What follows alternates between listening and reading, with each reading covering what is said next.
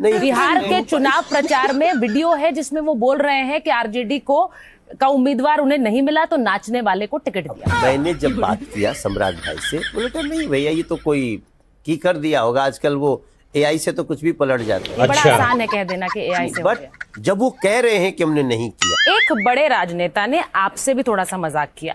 उन्होंने कहा बिन बैटरी के रिमोट हो गए, सीएम न बने डिमोट हो गए।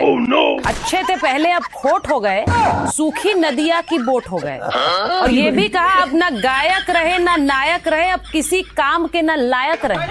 हमारे किसने कहा ये आपके लिए? अखिलेश यादव जी ने कहलवाया है। अखिलेश यादव जैसे बड़े नेता को मनोज तिवारी के ऊपर 5 मिनट की फिल्म बनानी पड़े, यही बहुत बड़ी बात। अच्छा, लेकिन जो उन्होंने उस पर कहा है मनोज जी, उस पर गौर कीजिए। उन्होंने कहा सीएम न बने डिमोट हो गए।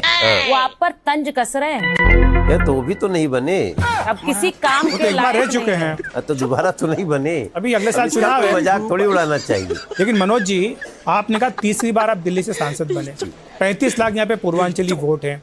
जब आपको पार्टी ने आगे किया 35 लाख नहीं 70 लाख 70 लाख तो ये माना गया कि आपको इसलिए आगे किया गया 35% प्लस लोग रहते है। तो आप ये कहा गया कि आपको इसलिए आगे किया गया ताकि आपके नाम पर पूर्वांचलियों के वोट मिल सके।